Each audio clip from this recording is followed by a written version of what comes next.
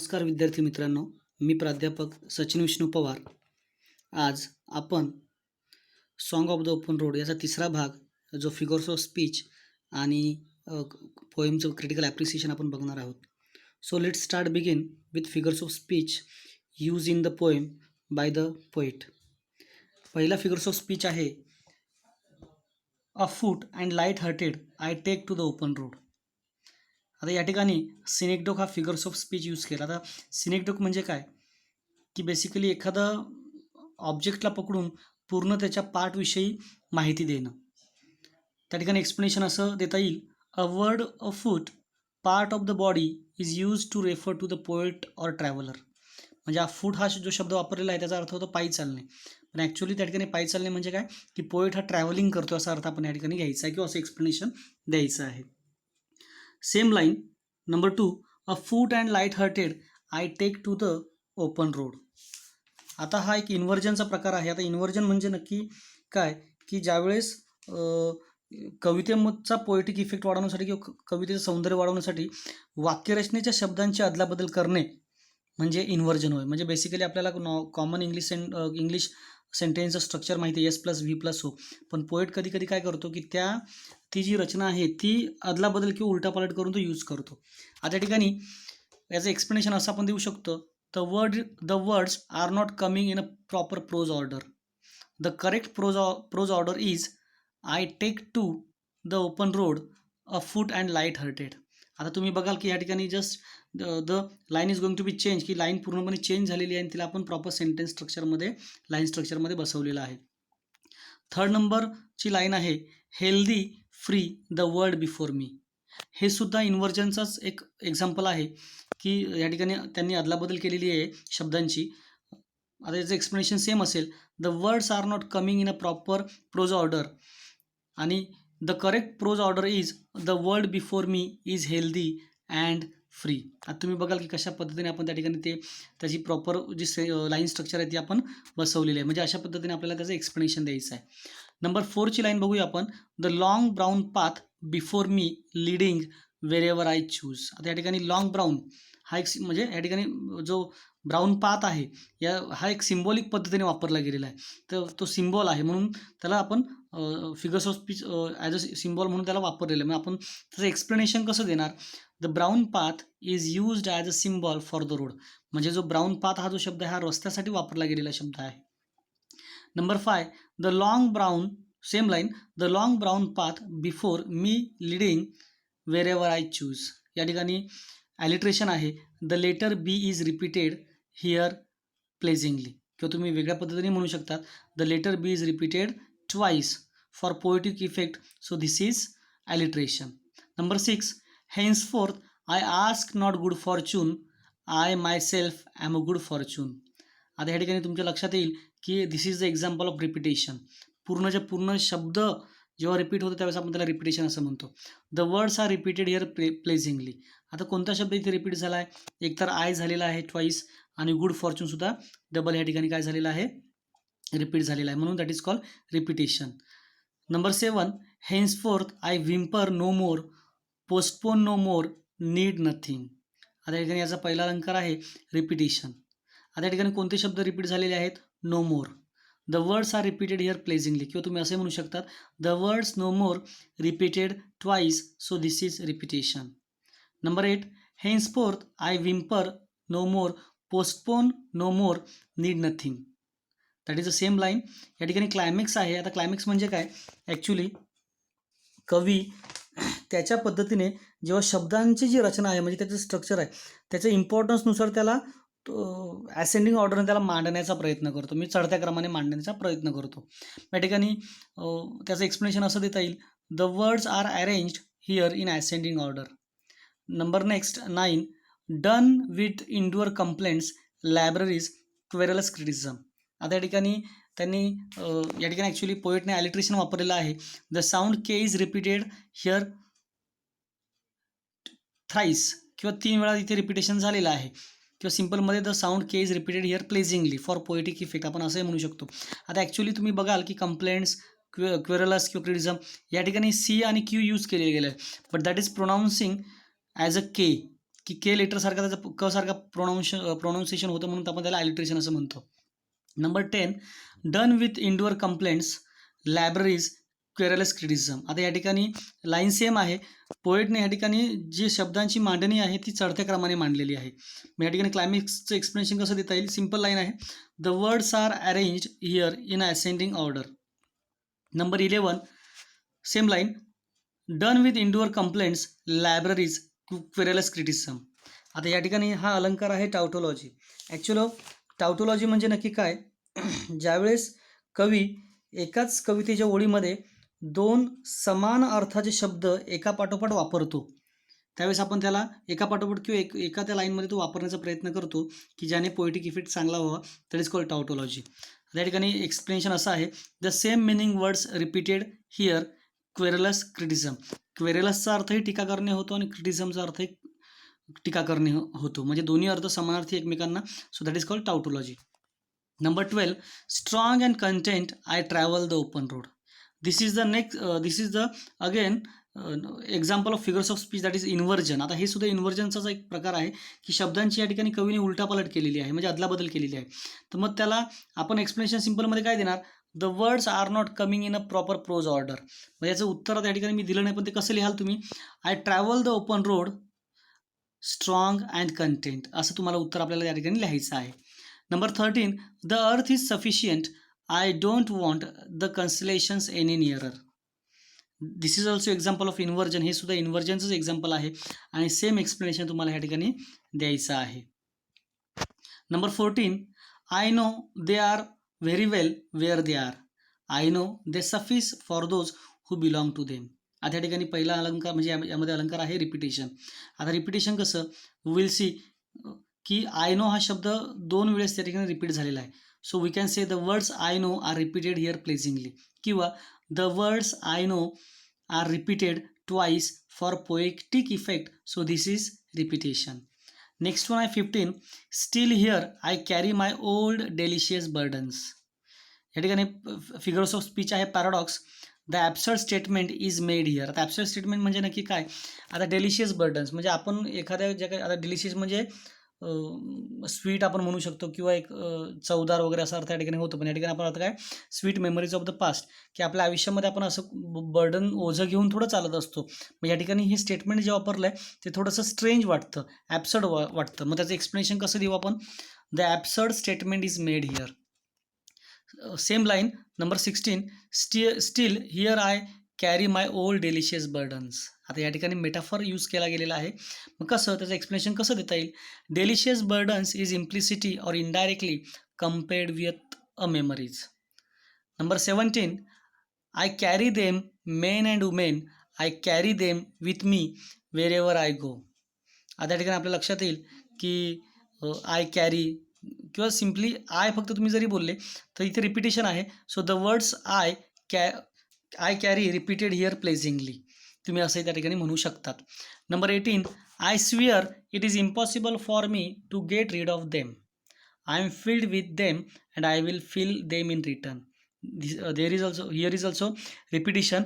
The word fill is repeated twice for poetic effect, असं आपण या ठिकाणी म्हणू शकतो. आता हा झाला फिगर्स ऑफ स्पीचचा पहिला भाग. आता आपण थोडंसं टर्न घेऊया. नेक्स्ट आपण बघूया क्रिटिकल ॲप्रिसिएशन. आता या ठिकाणी हे तुम्हाला पेपरमध्ये लिहिण्यासाठी येऊ शकतं. Let start. About the poem or poet. The poem is written by Walt Whitman. ही कविता वॉल्ट विटमन यांनी लिहिलेली आहे. He is an American poet, essayist and journalist. ते एक अमेरिकन कवी होते, निबंधकार होते आणि पत्रकार होते. He is called the father of free वर्स. हे ते फ्री वर्सचे फादर म्हणून त्यांना ओळखलं जायचं. The present poem is an ode. हा एक ओडचा प्रकार आहे. ओड म्हणजे हा एक काव्य प्रकार आहे कवितेमधला. It is written in free verse. ही फ्री वर्समध्ये लिहिलेली आहे. फ्री वर्स म्हणजे काय? If there will be no rhyming scheme and rhyming pairs or any poetic structure use in the poem by the poet. समजा पोएटने कोणत्या प्रकारचे रायमिंग स्कीम किंवा रायमिंग पेअर्स किंवा कोणतंही पोएटिक स्ट्रक्चर वापरलेलं नसेल तर त्याला आपण फ्री वर्स म्हणू शकतो. It is taken from Leaves of Grass. आणि ती लिव्ज ऑफ ग्रास या कथासंग्रहातून घेतलेली आहे. नेक्स्ट वन पॉईंट आहे थीम. थीम म्हणजे काय? नक्की कवितेचा विषय काय आहे, what the poet is trying to convey to the reader by his poem. The poem speaks about the poet's journey of life. कविता ही कवीच्या जीवनाच्या प्रवासाविषयी बोलते. The poet says that he is light hearted because he is going to the healthy and free world. Poet या ठिकाणी सांगतो की त्याचं मन हलकं आहे, लाईट हार्टेड आहे तो, कारण because he is going to the healthy and free world, कारण तो अशा जगात चाललेला आहे की जे जग हेल्दी आणि फ्री आहे. फ्री म्हणजे हेल्दी, फ्री म्हणजे काय इथे पोषक किंवा निरोगी नाही, याचा अर्थ काय, एव्हरीथिंग इज अवेलेबल फॉर हिम, त्याच्यासाठी सगळं काही ओपन आहे, तो ते त्यासाठी तो पुढे पुढे हलक्या मनाने किंवा मनात काही न ठेवता पुढे चाललेला आहे. He can choose his on path, तो स्वतःचा मार्ग स्वतः निवडू शकतो. The poet has confidence in himself so he doesn't want good Fortune. त्याला स्वतःवर एवढा कॉन्फिडन्स आहे, आत्मविश्वास आहे की तो नशिबावर किंवा गुड फॉर्च्यूनवर म्हणजे स्वतःच्या लकवर त्याला लकची गरज नाही आहे. He says not whimper postponing or any negative things. तो असं म्हणतो की नॉट विम्पर, विम्परचा अर्थ मी ऑलरेडी सांगितलेला होता की that we should not cry, we should not show to others that we are a weak, की आपण म्हणजे आपण वीक आहोत, आपण रडतो किंवा आपण काही कुरबुर करतो, तर अजिबात असं करायचं नाही. तो असं करत नाही आहे, तो कोणतीही गोष्ट पोस्टपोन करत नाही आहे, म्हणजे एखादी गोष्ट लांबणीवर टाकत नाही आणि तो कधीच निगेटिव्ह गोष्टींचा विचार करत नाही. He wants to be away from complaints and criticism. तो तक्रारींपासून आणि टीकेपासून लांब राहण्याचा प्रयत्न करतो. टू बी अवे फ्रॉम म्हणजे त्यापासून लांब राहणं, असा अर्थ या ठिकाणी आपण घेऊ शकतो. He is satisfied in what he has. तो समाधानी आहे त्याच्याकडे जे काही आहे. ही does not want anything from फेट ऑर फ्रॉम एनीबडी. फेट म्हणजे नशीब किंवा डेस्टिनी. त्याला नशिबाकडून किंवा म्हणजे नशिबाकडून किंवा त्याच्या स्वतःच्या फेटकडून, डेस्टिनीकडून त्याला काहीच हवं नाही आहे किंवा त्याला कोणाकडून काहीच अपेक्षा नाही. In his journey he has sweet memories as well as burdens. त्याच्या ह्या प्रवासामध्ये त्याच्या मनामध्ये चांगल्या गोड आठवणीसुद्धा आहेत आणि काही थोडंसं बर्डन्स म्हणजे थोडंसं त्याच्यावर ओझंसुद्धा आहे. आता ओझं म्हणजे नक्की कोणतं, त्याने आपण कवितेमध्ये शिकलो. He does not want to get rid of them because he has attachment with them. तो त्यांच्यापासून लांब जाऊ इच्छित नाही किंवा तो त्यांच्यापासून मुक्त होऊ शकत नाही. गेट रीड ऑफ देम म्हणजे काय, टू मेक फ्री फ्रॉम. त्यांच्यापासून मुक्त होऊ शकत नाही कारण त्या कवीची आणि इतर त्या फॅमिली मेंबर किंवा त्या रिलेटिव्हची अटॅचमेंट जास्त काय झालेली आहे, क्लोज झालेली आहे. आता या ठिकाणी नेक्स्ट पॉईंट आहे पोएटिक स्टाईल. आता पोएटिक स्टाईलमध्ये बघूया आपण काय. पोएटिक स्टाईल किंवा लँग्वेज स्टाईल आपण असंही त्याला म्हणतो. The poem is in free verse so there is no rhyming scheme and rhyming pairs. कविता ही फ्री वर्समध्ये लिहिलेली असल्यामुळे त्या ठिकाणी कोणत्याही रायमिंग स्कीम किंवा रायमिंग पेअर्सचा वापर केला गेलेला नाही. त्याला आपण यमक जुळणारे शब्द असं म्हणतो. द पोएम इज मेटाफरिकल म्हणजे पोएम ही कविता ही रूपकात्मक आहे. Here the road is the road of life. इथे रस्ता म्हणजे रस्ताचा अर्थ काय, जीवनाचा प्रवास किंवा जीवनाचा असलेला आपला रस्ता. Journey is life freed. प्रवास हा काय आहे, एक जीवन काळ आहे असा अर्थ या ठिकाणी होतो. You are free to make too many interpretations म्हणजे या ठिकाणी रीडर हा स्वतःच्या वाचनातून विविध पद्धतीने या कवितेच्या लाईन्सचा अर्थ काढू शकतो. Whitman separates his poem into 4 separate stanzas. Whitman यांनी त्यांची कविता 4 स्टांजाजमध्ये काय केलेली आहे, सेपरेट केलेली म्हणजे 4 स्टांजामध्ये लिहिलेली आहे. With the exception of the first stanza which contains only 3 lines. पहिल्या स्टांजामध्ये फक्त 3 लाईन्स आहेत. The other stanzas contains 4 lines of वर्स.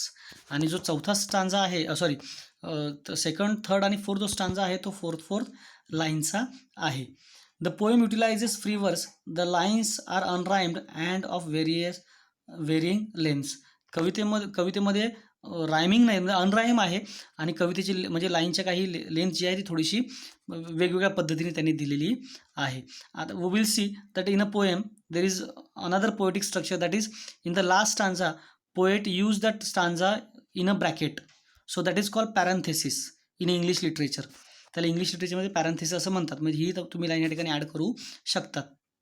Next, the language poetic devices use in the poem. कवितेमध्ये कोणते पोएटिक डिव्हाइसेस म्हणजे कोणती भाषाशैली यूज केलेली आहे किंवा कोणती काव्यशैली त्यांनी यूज केलेली आहे कवीनी. The title of the poem is suggestive and meaningful. कवितेचं जे टायटल आहे ते सजेस्टिव्ह आहे, मिनिंगफुल आहे, अर्थपूर्ण आहे. इट इज मेटाफरिकल टू, एक रूपकात्मक आहे. The poem is easy to understand. कविता समजायला पूर्ण चांगली सोपी आहे. But figurative language is also use in it. पण याच्यामध्ये अलंकारिक भाषा भाषेचा वापर करण्यात आलेला आहे. Climax, inversion, metaphor, alliteration, repetition, synecdoche, tautology etcetera इत्यादी फिगर्स ऑफ स्पीचचा यूज चांगल्या प्रकारे कवीने केलेला आहे. Add beauty to the poem, आणि हे जे काही फिगर्स ऑफ स्पीच आहेत ते कवितेची सुंदरता वाढवण्याचा प्रयत्न करतात. द पोएम इज रिडेबल, कविता ही वाचण्यासारखी आहे, वाचनीय आहे, इन्स्पायरिंग आहे, प्रेरणादायी आहे, मोटिवेशनल आहे, प्रेरित करणारी आहे. Here poet is not ready to stay in one place although his sweet memories are with that place. कवीच्या जुन्या आठवणी ज्या आहेत, ज्या गोड आठवणी आहेत, त्या अगोदरच्या ठिकाणी असून सुद्धा तरी कवी तिथे थांबण्यासाठी किंवा तिथे राहण्यासाठी रेडी नाही आहे. He is not ready to stay in one place. तो एका जागेवर थांबायला तयार नाही आहे, जरीही त्यांच्या स्वीट मेमरीज त्या ठिकाणी असल्या तरी. He is worshipper of freedom, ते स्वातंत्र्याची पूजा करणार आहेत, म्हणजे त्यांना स्वातंत्र्य हवं आहे. He wants freedom. He has democratic approach, ते एक लोकशाही पद्धतीचा त्यांचा एक विचार आहे. म्हणजे that poet doesn't want any type of restriction, कोणत्याही प्रकारची बंधनं त्यांच्यावर नको आहेत. नेक्स्ट पॉईंट आहे special features. It is a free वर्स, सारखं आपण त्या ठिकाणी रिपीट झालेलं आहे, तर त्या ठिकाणी तिथे त्याची रिक्वायरमेंट असते म्हणून यूज केलं जातं. It is a free verse. The poet uses simple and lucid language. Free वर्स यूज केलेला आहे कवीने, एकदम सिम्पल आणि एकदम लुसिड म्हणजे एकदम स्पष्ट भाषा या ठिकाणी कवितेमध्ये वापरली आहे. By that way the readers can understand the language of the line properly, की लाईनची जी काय लँग्वेज लाईन आहे ती प्रॉपरली आपल्याला समजायला मदत होते. इट इज अ मेटाफरिकल पोएम, ही रूपकात्मक कथा आहे. The poem has return in his first person pronoun I, आणि कवीने ही कविता ही फर्स्ट पर्सन प्रोनाउनमध्ये लिहिलेली आहे. Last one that is opinion, values, moral, message of the poem, म्हणजे या ठिकाणी आपलं स्वतःचं एक वैयक्तिक मत, इंडिव्हिज्युअल ओपिनियन आपण द्यायचं आहे. I think the poet is successful in conveying his message to the readers. Actually हे विद्यार्थ्यांनी स्वतः तयार करायचं असतं. After learning the poem, I think the poet is successful in conveying his message to the readers. म्हणजे या ठिकाणी कविता ही पूर्णपणे सक्सेसफुली यशस्वी झालेली आहे, की रीडर्सपर्यंत मॅसेज किंवा थीम काय आहे हे आपल्याला कळतं. Really it is inspiring and motivational poem. नक्कीच ही कविता प्रेरणादायी आणि प्रेरित करणारी आहे. इट हॅज टॉट मी, म्हणजे ॲज अ स्टुडंट म्हणून it has taught me a new way to look at life. आयुष्याकडे बघण्याचा किंवा जीवनाकडे बघण्याचा एक नवीन मार्ग किंवा एक नवीन शिकवण ह्या कवितेने आपल्याला दिलेली आहे, असं आपण समजू शकतो. या ठिकाणी थोडंसं विद्यार्थ्यांना मी सांगू इच्छितो की 2-3 ठिकाणी काही लाईन्स रिपीट झालेल्या आहेत. That is the requirement of the points, की त्या पॉईंट्सची जी रिक्वायरमेंट आहे त्याच्या अनुषंगाने ते लिहिलेलं आहे. इफ यू वॉन्ट, तुम्ही त्या ठिकाणी काही ठिकाणी त्याला रेड्यूस करू शकता, त्या ठिकाणी तर तुम्ही ओमिट करू शकतात, आणि पोएटिक स्टाईलमध्ये आणि पोएटिक स्टाईलमध्ये त्याला यूज करून त्या ठिकाणी तो पॉईंट कंप्लीट करू शकतात. थँक्यू, धन्यवाद.